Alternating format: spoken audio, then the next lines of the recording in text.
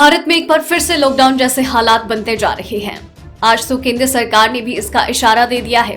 देश में कोरोना संक्रमण के नए मामलों में महाराष्ट्र, केरल, पंजाब, कर्नाटक, तमिलनाडु और गुजरात में बढ़ोतरी दर्ज की गई। स्वास्थ्य और परिवार कल्याण मंत्रालय द्वारा जारी किए गए आंकड़ों के अनुसार संक्रमण के मामलों में लगभग 86% मामले इन 6 राज्यों से हैं। लगता है देश में जानलेवा कोरोना वायरस फिर से पैर पसारने लगा है। आज 34 दिनों के बाद देश में सबसे ज्यादा नए मामले दर्ज किए गए। पिछले 24 घंटों में कोरोना के 17,407 नए मामले सामने आए। वहीं कल 89 लोगों की मौत हुई। 17,000 से ज्यादा मामले आखिरी बार इसी साल 28 फरवरी को दर्ज किए गए।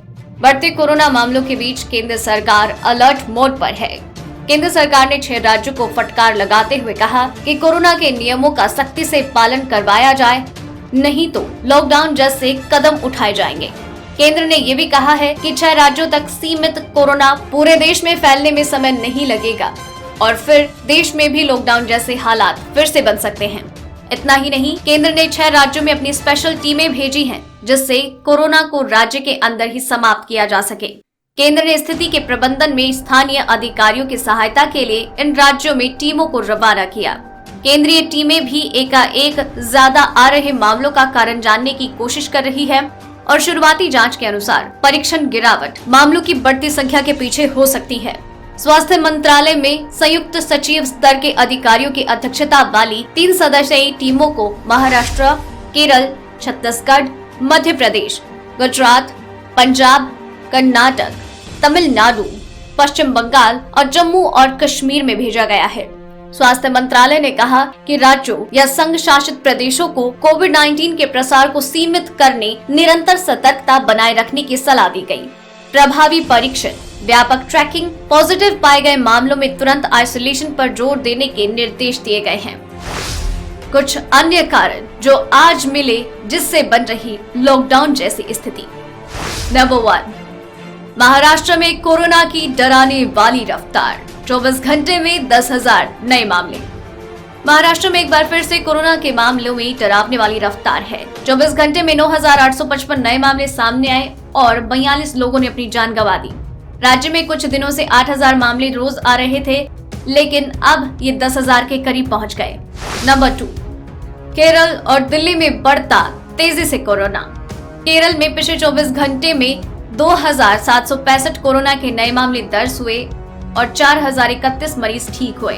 राज्य के स्वास्थ्य मंत्रालय के अनुसार केरल में कुल सक्रिय मामले 45,995 हैं।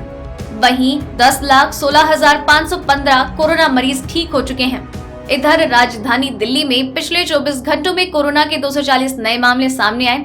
इस दौरान राज्य में 3 मौतें दर्ज की गई और 196 लोग डिस्चार्ज हुए। नंबर 3, 7 हफ्तों में पहली बार देखी गई कोरोना संक्रमण के नए मामलों में तेजी। साल 2020 में पूरी दुनिया के लिए समस्या का सबब बन रही कोरोना वायरस के मामलों में एक बार फिर से तेजी देखी जा रही है। कोरोना संक्रमण के मामलों में लगातार 6 हफ्तों तक गिरावट आने के बाद पिछले हफ्ते फिर बढ़ोतरी दर्ज हुई। संयुक्त राष्ट्र की एक रिपोर्ट के अनुसार पश्चिमी प्रशांत और अफ्रीका समेत WHO के 6 क्षेत्रीय कार्यालयों में से 4 में संक्रमण के मामले बढ़ रहे हैं। नंबर 4, भारत में इन 7 जगहों पर लगा लॉकडाउन। देश के कुछ राज्यों में कोरोना के मामलों में एक बार फिर से तेजी देखी जा रही है। इसे देखते हुए कुछ राज्यों में लॉकडाउन जैसे कड़े प्रतिबंध लगाए गए।